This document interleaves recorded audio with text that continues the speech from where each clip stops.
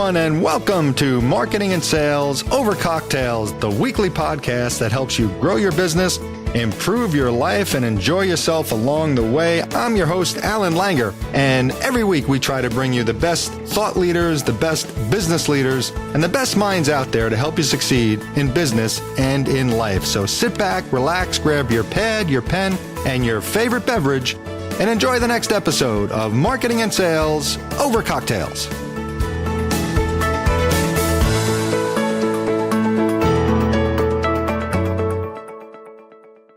Hey everyone, welcome back to another episode of Marketing and Sales Over Cocktails. This is your host, Allan Langer. We've got episode 32 tonight. We got 32. We are now into the new year. We're not recording this in the new year, but by the time you guys listen to this, it will be 2021. Let's get the hell away from 2020. I think everybody's tired of 2020. We're finally into 2021. So hopefully everyone is off to a great start. And we've got a great guest tonight to kind of get you pumped up for the new year. And it's Mike C-Roc Ciorrocco is going to join us tonight. But before we get to Mike, just a couple of quick announcements like we always do. First, the podcast website is marketingandsalespodcast.com. Visit that. You'll see every episode we've ever done, both audio and video, YouTube video. And the Ask Allan segment, if you go to that website, go to the contact section, send me a question. If we read your question, you will get a free signed autographed copy of my book. And we've got a good question coming up from Bill in Boston later on. So we have got Mike C-Roc Ciorrocco. Michael, thanks for joining us tonight. How you doing, bud? I'm doing fabulous, Allan. I'm rolling from 5:30 a.m. this morning. It's 9:10 p.m. now, back to back all day. This is how I roll. And I practice what I preach. I'm full of rocket fuel, baby. And I want to, first of all, start the interview by just letting you know that I'm thankful for the opportunity, man. I always like to start with gratitude, and I'm very humbled and honored to be able to share with you and your audience. No, and I really appreciate you being on tonight. And I was excited to finally get you. I know we talked a while ago, and I see your stuff on LinkedIn all the time. It's really cool, and you're a high energy guy, and I really like that. And I think my audience is going to get into it. But before we start talking about everything that you can bring to the table, what do you have sitting on your table right now? I'm drinking a little Reposado tequila here. You said you had a little Tito's, I think? Yeah, tonight I'm on Tito's with a little bit of Pellegrino, pomegranate cherry flavor. I just like to mix it up. I was banging out habanero margaritas in Mexico a couple weeks ago. And, there you go. So I had to lay off the tequila for a little bit. Well, you're required to do a virtual cheers with me. So hold up your glass and salute to the counter. Salute, man. All right. Thanks for being here.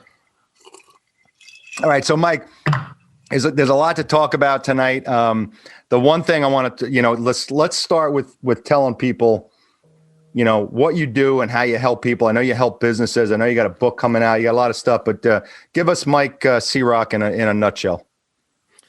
Yeah. I mean, bottom line is, I'm the kind of guy, there's a lot of comeback coaches and this and that.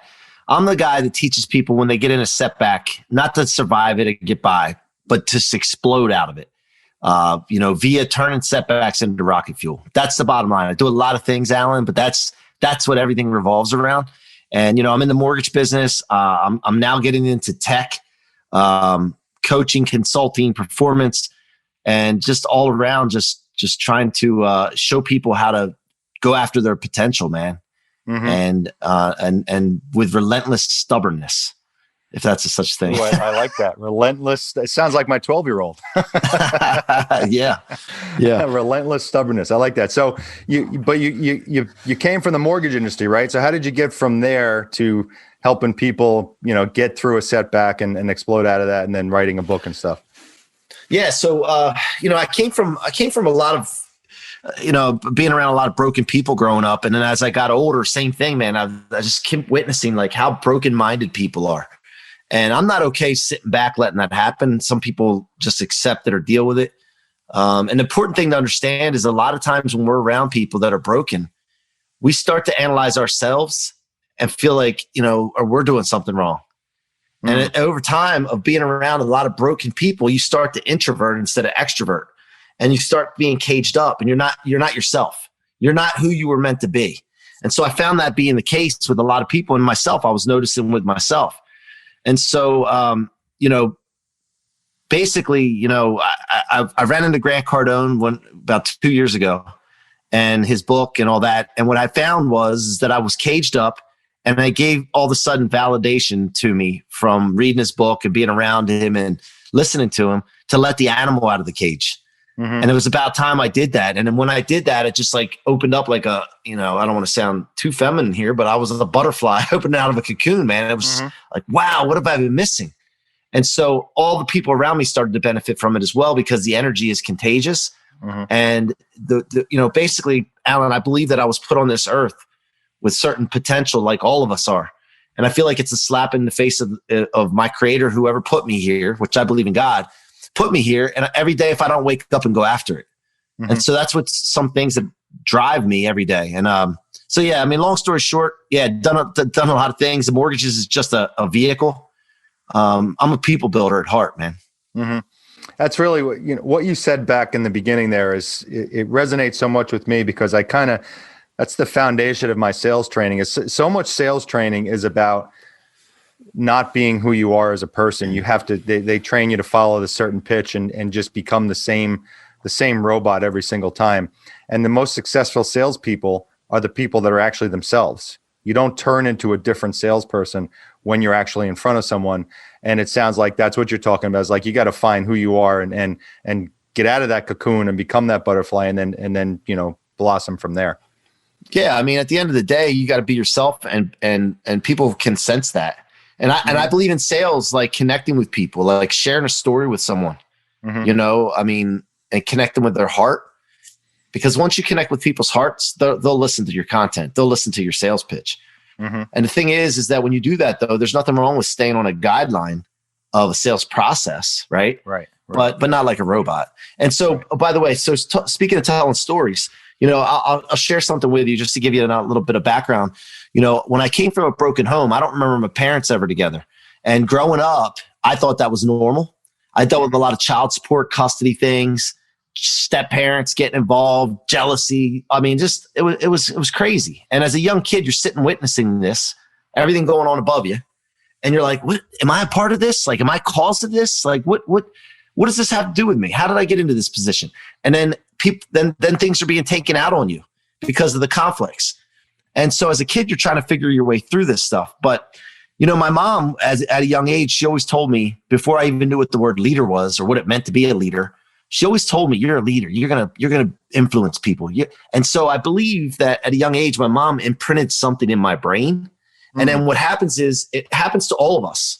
All right, good and bad. And as we get older, we're still being imprinted with things. But when you're imprinting things into your mind, you start to act upon it. Your thoughts start to revolve around it. Your words start to revolve around it, and all your actions follow. So with that being said, when I was around my dad's house from 8 to 11, I dealt with a lot of psychological and emotional abuse. Going through that, I realized that, it wasn't conducive to a happy childhood and growing to where I wanted to go. So I decided to get out of that environment. My mom filed court papers. When my dad found out, I came home from school one day. He didn't know what was going on until he got served. And I felt like crap about that, because I didn't know as a kid, like, what the best way to handle that was. Sure. So I get home, and he says, go in your room. So I sit on the bed for about 5 minutes, which felt like about 5 hours. And he's going, walking down the hallway with this legal envelope, and I'm about to shit my pants.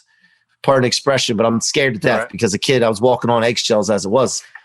He comes back, confirms my decision, and says, hey, by the way, my dad was my hero. He was a bricklayer, has his own company, Mason Company, big forearms, rough hands.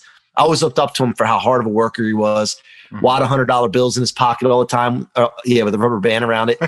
And he used to flash it all the time. And that was cool as a kid. That was. So when he confirmed my decision, which I stuck to my guns like my mom told me, when you believe in something, stick to your guns, because people are going to try to talk you out of it. When I realized that commitment was there at that time, he basically took out that wad of $100 bills, peeled one off, crumpled it up, and said, hey, you know what? Your mom doesn't have it that well down there like we have it here. You're not going to have the same stuff. So here, you're going to need this when you're living on the streets with your mother one day. Ooh. And as a kid, I'm thinking to myself, first of all, this is really happening? Wow. And then the stubbornness triggered inside of me. And by the way, being stubborn, we talk about our kids being hard-headed and stubborn. I've been called stubborn and hard-headed all my life. like it was a negative thing. Right. But I've been coming to find out that the definition of stubborn, it's so important to look up definitions, by the way. I found that I became a really good scholar and studier and learner when I started looking up definitions in the dictionary. And this definition of stubborn, unreasonably or perversely unyielding, justifiably unyielding. So when I believe in something, I think being stubborn is a positive thing. It's a great thing to be. Yep. And so when he did that through that $100 bill at me, I'm like, listen, man, you ain't writing my story. I'm determining my future. And the ironic thing about that is I wrote the book Rocket Fuel, and it's kind of started because of what he did. So he did write the story in a little way. But the second thing I thought to myself is, I am not the only one going through this. I thought this was all kids' lives. Like, I didn't know that parents would stay together and happy family. I thought that was like a TV thing. And so I knew that there was other kids that had been given up on. Like, I knew that there had to be, and I could be a role model for them because my mom always told me I was going to be a leader. So I thought in my mind, like, if I could just somehow be great, somehow like just figure out a way to succeed, I'm going to show other kids and they're going to follow me. And so those are the thoughts that went through my head at 11. And 30 years I've been riding off of that. 2 years ago, I realized, holy smokes, man, I got to bottle this. I became aware of what I've been feeding off of, and I was able to throw fuel on it. And so now I'm bottling it, and I'm sharing it, and I'm getting it out to millions of people, and I'm so excited about it. I'm fired up. Obviously, you can see I'm still rolling here. Yeah. Yep. And I just want to get that word out to people, man, because it's so powerful. So that's a great segue. So you mentioned your book, Rocket Fuel. It's coming out. Will it be out? This will be probably second week of January. This will be airing. So will it be out by then, or? Yeah, well, the pre-sale. Yeah, the pre-sale's up now, and it will still. But February 7th is the actual date that the book's going to be available. But but we're selling a lot of them already. Okay. And if anybody wants, it's MikeCroc.com/book with no K, C-Roc with no K, MikeCroc.com/book, and then you can get it. And it comes along with a 30-day free trial of our Rocket Fuel course, which is an interactive, highly interactive course on proactive resiliency. So tell me about the book and what that means as far as proactive resiliency. It sounds like a fancy word for being stubborn. Tell me about that. Well, let's see. So resiliency, I say that because it's the best way to describe it, but we don't really, to me, resiliency is not strong enough because the definition of resilient or resilience is basically the capability of a strained body to recover its size and shape after deformation, and ability to recover from or adjust easily to misfortune or change. Now, the misfortune or change part's okay to me, but the problem I have is I don't want to go back and recover. I don't want to just survive. So it's not really powerful enough for me. What I like to talk about is how can I convert setbacks, letdowns, difficulties, or negative people into rocket fuel for my future. Rocket fuel, not just fuel, because here's the analogy I want to give.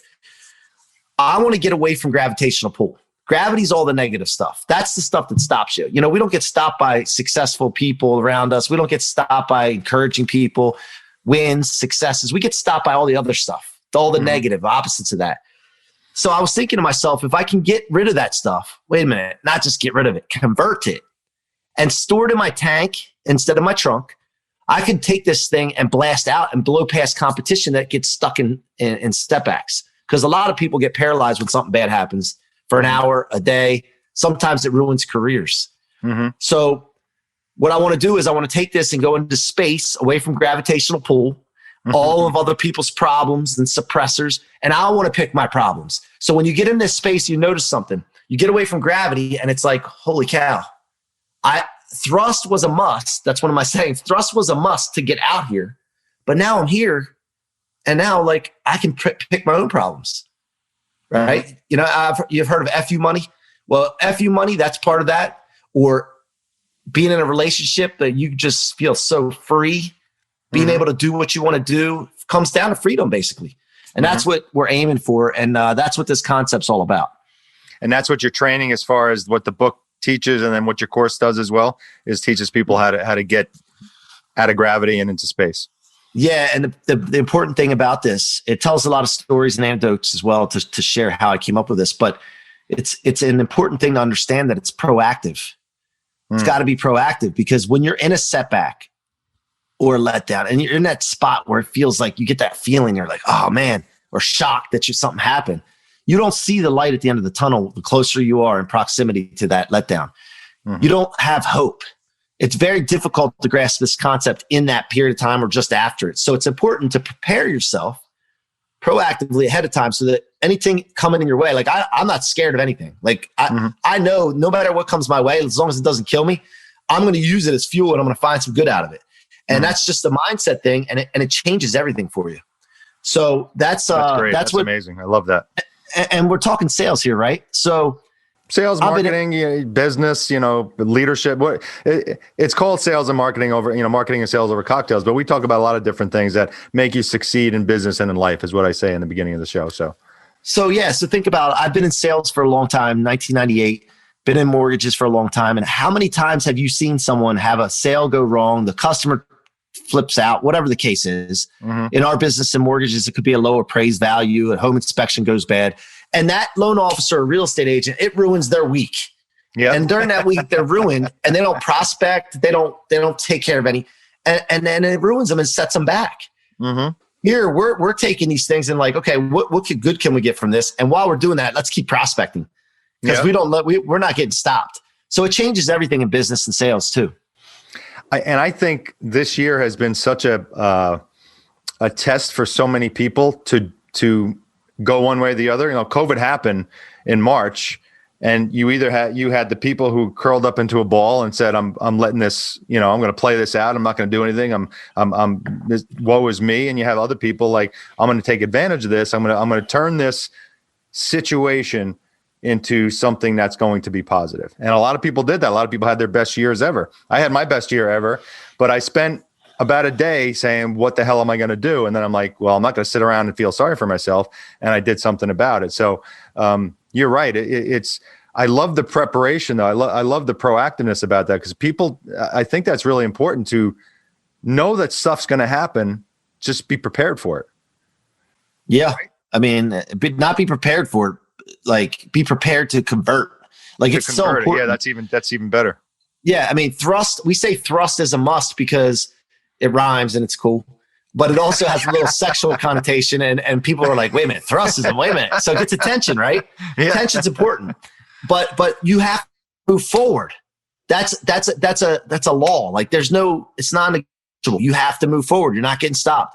So when COVID happened for us, for example, I went to my team right away. The first sales meeting I had, I said, guys, listen, I don't know what the hell this is. I don't know if it's real. I don't know if it's really bad. I don't know. All I know is that we're going to need to work harder than we ever worked. We're going to have to change some things because we got to outwork everybody right now. And we have to have an intentional attitude that we're going to come out the other side of this like guns blazing. And get that in your head right now. It's going to be the hardest thing you've ever been through. Think about that right now, but we're going to get through it, and we're going to survive, and we're going to thrive. And then we did, and we set a record that month, and 3 months in a row, we set records. And then we had the best year ever as well. Like, everybody in my organization is making more money than they've ever made in their life. We're thankful, blessed, but I don't want to say lucky, because luck is something that people believe in that don't do the work and that are insecure. They believe in luck. We don't, there ain't nothing lucky about it. No, one of my favorite quotes of all time was by Branch Rickey, who owned the Brooklyn Dodgers, who brought in Jackie Robinson. One of his quotes was, luck is the residue of design. He didn't believe in luck. He's like, luck, you make your own luck. It's you design something, you make your own luck. So that's a great attitude. It really is. So let's get a little into the nitty-gritty and how you help people. So you go into businesses, you talk about people building, how to build your people. How do you help an organization, that give me what, if someone says, I need to talk to Mike C-Roc to help us, what would you be doing? All right. So first of all, it all starts with the people. Your people are the ones that create the foundation of your company and can rise your company or drop your company, one or the other. But the thing is that it starts with the people, but the leadership has to be there. So are the leaders, we look at the leaders and we're just flat out, hey man, this is where it starts. You're either going to follow what we talk about or this isn't going to work, because we know what we do works. So leadership. Are the leaders, first of all, holding themselves accountable? Mm-hmm. Because if the leader's not holding themselves accountable in an organization, they're not going to hold their team accountable because they can't. It goes against their mind. Mm-hmm. And they'll be afraid to be called out by their people. So we look at that, first of all. Leadership, what kind of quality leadership do we have? Are they doing the accountability for themselves? Do they have a grand vision and goals? I would venture to bet. I know people, individuals, this is a case, 95% don't know this, but I don't know about leaders. I would say leaders in organizations, probably a little bit lower. But 95% of the people you ask this question to, what is your ideal life? What is your ideal business? Who do you want to do it with? Where do you want to go? How much do you want to make? All these things down to granular detail. Do you really know? And have you thought about that? And if they don't know, that's the problem. That's like in golf, your grip and stance. If your grip and stance aren't right, nothing else matters. You need to fix that first. Mm-hmm. So leadership needs to have a grand vision, and it's got to be big and exciting, something that moves the needle, but they got to understand what it is in the granular level. So from that point, once they have that and they have it written out, they can share it with their team. When they share it with the team, they got to paint the picture to their team and tie emotion to it. And then from there, they check the team and make sure the team's goals, personal, professional, financial, align with the group, the team's goals. So mm-hmm. each individual's goals have to align, or there's going to be conflict, and that doesn't work. Mm-hmm. And then so it's just a step-by-step process like this. And we just go down this chain here. Now, a big part of having the ideal picture for your company is belief. If you don't believe that you can have a thriving company, the ideal perfect company, you're never going to see it. Mm-hmm. See, people only see what they believe. And so sometimes in your mind, you have to have faith, and you have to have kind of an imagination, and you have to start believing things that aren't really physically there yet. Right, right. And until they do that, then they're going to be stuck. So we got to get through that breakthrough there. And then when they share that alignment with their team and they find out, make sure their team's goals are aligned, and then get rid of people that aren't aligned. Just let them go. Don't chase production. Just part ways, respectfully. They got to ask the team now, do I have your permission to hold you accountable to your goals? Because they're aligned with our goals. Now it's time to hold you accountable to make sure you get there, because I want to see your success. I'm dedicated and committed to your success. Right. So all this has to happen first, man. If none of this happens, all the other stuff down the line doesn't matter.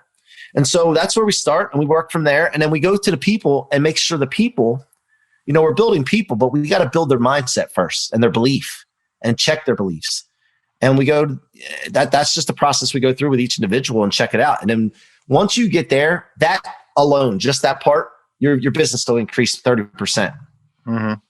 What happens when you get into a business and you see what I've seen a lot from a sales side of the years I've been training is one of the bigger mistakes companies make is they promote the best salesperson to a sales manager.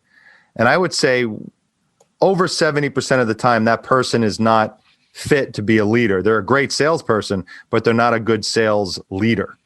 Do you get into companies where you're like, you want the leader to be accountable and then but they're not a good leader to begin with? What do you do when you hit that situation? Well, I mean, we just say, okay, basically you're looking at strengths that you can throw gasoline on. You're looking mm-hmm. for weaknesses that you can develop and weaknesses that you can't, and it's not going to be possible. So you kind of analyze the individual. It doesn't matter if they were the top salesperson. Any person that's in a leadership position, I'm going to do an assessment on. Mm-hmm. And they're going to be the ones, I'm just going to ask questions. They're going to answer the questions and honestly evaluate themselves.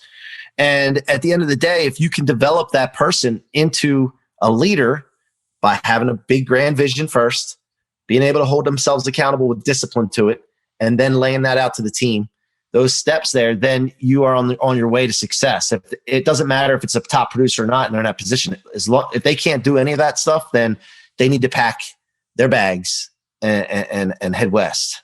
Yeah. And that was my point. It's like, I think companies make the mistake where they think if they're really good in one position, they can be then good in another just because they were good in the other one. And I think that's a pretty common mistake. I know Simon Sinek talks about it a lot, that, you put people in leadership roles that, one, they either don't want to be there, or two, they're just not made for it. They don't have those three things that you're talking about. So yeah. Well, I mean, if they're not made for it, you know, they have other strengths, and you can find those other strengths possibly. Yeah, absolutely. But you got to develop leaders. And by the way, I don't just think that the managers and executives have to be the leaders. Like, I think I teach my team from the entry level positions that they're leaders in our organization. Because anybody that's getting watched by someone else is a leader, because you're influencing people. Leadership is influence. And if you have somebody at the entry level, but they go above and beyond and they're doing whatever it takes and doing more without being asked, they're leading people that are above them. So to me, the whole organization needs to be leaders, and you develop people that way all the way up through the organization, so that people that are salespeople that not knowing how to sell, not doing a lot, and then as they develop, they're also being leaders as they go. And we believe in we accountability, or we leadership. My mentor is Brandon Dawson in the Cardone Ventures group. And Brandon always talks about me leadership first, we leadership second. And that is basically looking at making sure that we all are leaders. We're all holding each other accountable, but we start with ourselves first.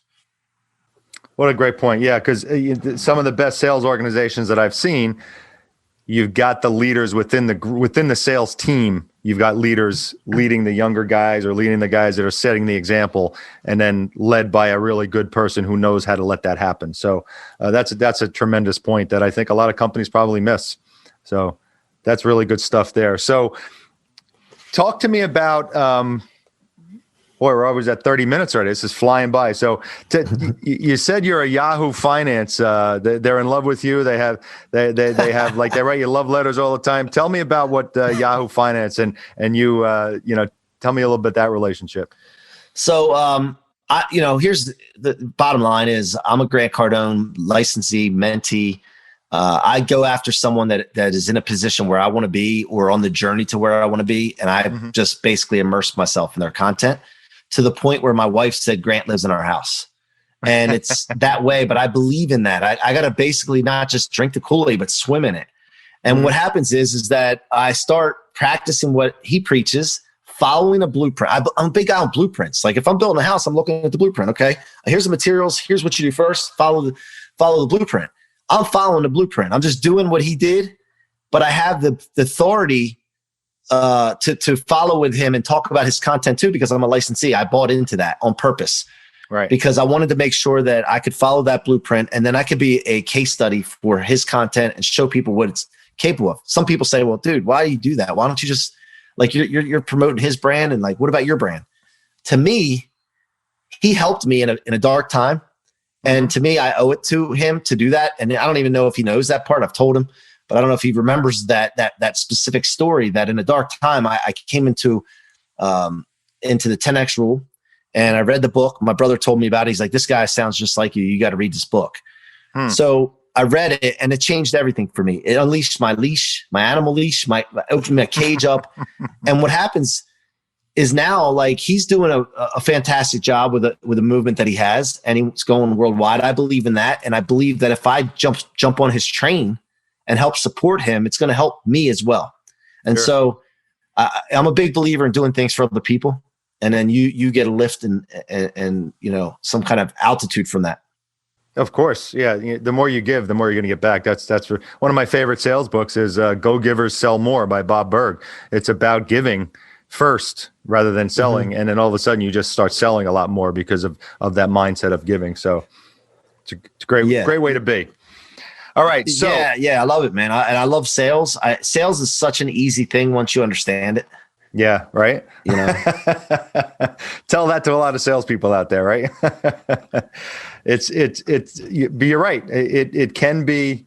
It's not as stressful as people make it out to be. It really isn't. It's psychological. It's can be a pretty easy thing if you are confident, know what you're doing, and follow a process, but don't change who you are.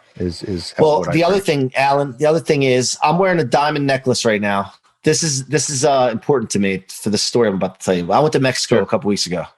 And this is called Mayan diamonds. It's not the normal diamonds that we have. This thing changes colors. It's pretty cool. I don't even know if it's valuable or not. I bought this I don't even know how much I spent. I can't even remember, like, because they confused the hell out of you down there with pesos and everything else. But I'm in this place, and they're giving me tequila shots and beers, and my wife's like being entertained, and they're just having a good old time with us in this jewelry store in Playa Mujeres, or Isla Mujeres. And my point with that is that when I'm in Mexico or a third world country, they have no problem asking for business. Right. And if you say no to them, they're like, all right, cool. Next on, right. Hey, do you want some of this? And the reason is it's in their brain that to survive, they need to ask for business. Mm-hmm. Now, people in our country are too comfortable and complacent is what it comes down to. And it's a problem. So if you start thinking in your mind, like, shit, man, I need this to eat. Like, I need air to breathe. That's how bad I need to ask for business. Now, it's not like I mean, like cheesy asking for business, but hey, by the way, who do you know that might be buying or selling in the next 6 months I could give some honest help to?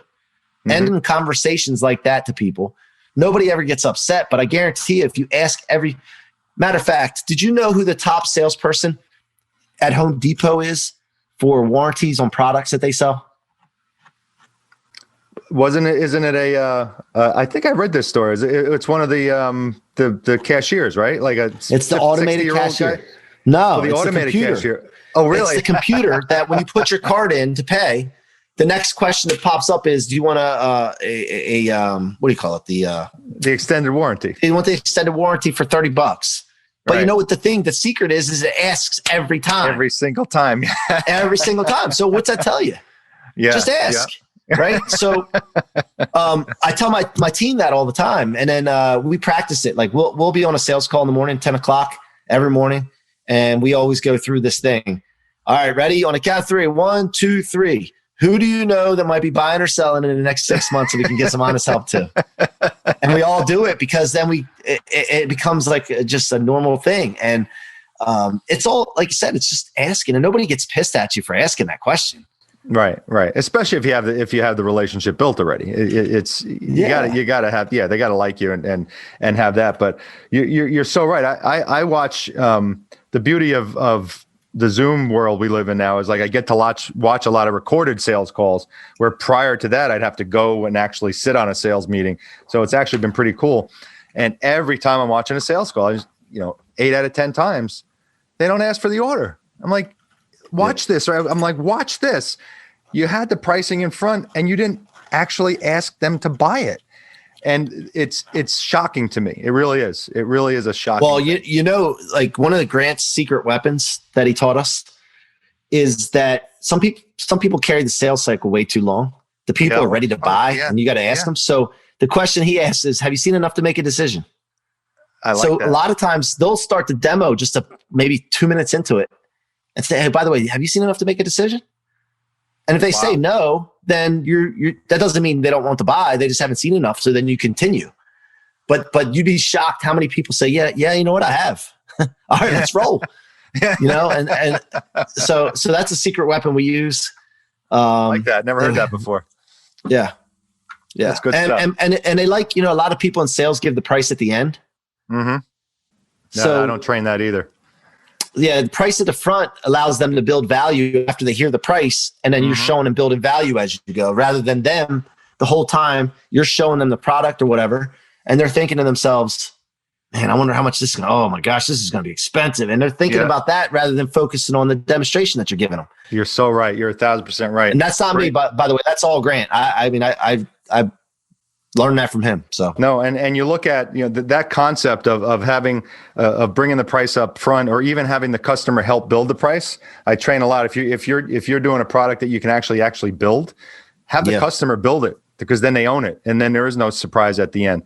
That's why the car industry has turned into an online industry where you can actually design your entire car down to the penny, and walk into the dealership and say, "Here's the car I want," because I don't want to talk to the sales guy. I did this online. Yep. So. Great stuff. Really good stuff. All right. So it's time for the Ask Allan segment of the podcast. And we've got actually a pretty appropriate one for Mike here. This comes from Bill, local area. He's coming from Boston. And the question tonight is, I am just started with a company and I have to build a sales team from the ground up. How do I start? That is his very broad question. How would you answer that? All right. So first of all, I look at this as just the same as a startup, as you're starting a company or anything. But, I have some really wise people around me. And Brandon Dawson is one of my favorites. And Brandon talks about his 3 or 4 P's. He changes it all the time. But he talks about the P's, right? The P's are promote first, profit second, process third, and then you add people. So you have to promote first. You have to have the ability to promote your business. You have to have the ability to profit from your business with one person. Then you have to have a process in place. Like you have to be able to lay out your process of how you sell, what your sales cycle looks like, what your demonstration looks like. You have to lay all that out and document it so that then from there, once you have the process, the 4th P is people. You bring people in and you add them to the mix. And then they learn the process and then they can sell. If you don't have a process, you're bringing people in and set them up for failure. 100%. And so, and you got to be able to prove that you got to be able to prove that you can promote and profit first to have a process. So then from there, he talks about, to bring the right people in and have a system to put them in. Then he talks about the 3 or 4 M's. He changed this one too. So it's a model, mimic, master. So once you bring the people in, they model, they mimic, and then they master. And then you bring more people into the mix. And then they model, mimic, master. And then the 4th M that we throw in there, obviously, because we talk about 10X a lot, is multiply. So then you just, from there, like I'm giving you a quick overview here, but from there, then you bring in, it's called the rule of 3. You bring 2 people in and underneath of you, you don't bring 1 sales guy in, you bring at least 2. Some people will bring a lot more in. But you start with these 2 and you teach them and get them fired up. 1 may leave, right? But then you get 1 that's good, and then you teach them so that they model, mimic, master. And then at some point, that person's going to have the 2 people underneath them. And then they're going to do the same process. And so this is something that we work on in the mortgage industry. Brandon's taught us it. And the biggest problem I had is I knew how to promote. I knew how to process, profit. But we skipped the process part early on, man. And what happens is we bring people in, we don't set them up for success. And then they're constantly grinding and they're mediocre. And we're like, why are they mediocre? We can't figure this out. We're telling them what to do. We didn't have a documented process. Once we put the documented process in there and they had training every day that they could look at, then they were able to get to the model, mimic, master part. Hope that makes sense. Oh, it makes so much sense. And I think that's a huge asset to Bill, who hopefully is gonna hear this, because everything you just said there makes so much sense. And a lot of stuff is just running through my mind with some of the companies I deal with. And what you just said at the beginning, though, was, you got to bring in you got to surround yourself with good people. You got to surround yourself with smart people. That's number one. And I saw this awesome 30-second video today. As soon as you said that, I thought of it. And the video was, it was 2 donkeys and they were trying to get out of a pen. It was just like this fence. You had 2 bars and they're just walking into the fence. They're just dumb donkeys. And the line at the bottom of the video said, you should always have smart friends. And all of a sudden this little tiny donkey walks over. He grabs the bottom rail with his mouth. This is a real video. Drops it on the ground, and all 3 of them walk out of the pen. And that was the video. It's like, you got to have smart friends. Yeah, it pays, man. It pays. Listen, Allan. I mean, I'm not saying this to sound crazy or anything, but I've spent over $100,000 this year in mentorship, self-improvement, and I used to think people were crazy when they did that. And what I've found is the best investment you can make is in yourself. Nobody can take that away from me. Like, I have experiences now and knowledge now that nobody can take away from me, that everything can fall apart and I can still create my own economy. And, it led to my book, Rocket Fuel. Grant Cardone's writing the forward for it. And, that's something that doesn't happen that often, man, so big things happen when you invest in yourself, when you, pay for access to people that are on like your journey where you want to go. And I just encourage people to start thinking about taking some of their income and investing in it, for themselves. That's a great piece of advice, and that's a great way to end this awesome podcast. And so before we go, Mike, tell everyone where they can get your book. It's called Rocket Fuel, right? Proactive Resiliency, and how they can find you if they want to get some help with their business. Yeah, the best way to go for the book is Mike CROC, MikeCROC.com/book. Okay. And then on Instagram, by the way, I'm on LinkedIn, Instagram. I think we connected via LinkedIn. We met on LinkedIn. Yep. Yeah. If you just Google me or look me up on any of those sites, Instagram's my favorite. I love talking to people on the direct message on Instagram. I have 200-some thousand followers. Wow. And I love to engage with you guys on there. So awesome. Mike, thanks very much for your time. This has been awesome. Best of luck to you. I'm going to be keeping an eye on you. This is great. I feel privileged that I was able to talk to you at this point in your career. So best of luck to you. And we will see you soon. And everyone, thank you for joining me again on episode number 32 of Marketing and Sales Over Cocktails. Remember, send in your question to the Ask Allan segment. You will get a free book like Bill from Boston is getting from me. It will be a signed copy. And the podcast website is marketingandsalespodcast.com. Thanks again for Mike C-Roc. Everyone, take care. We will see you again next time.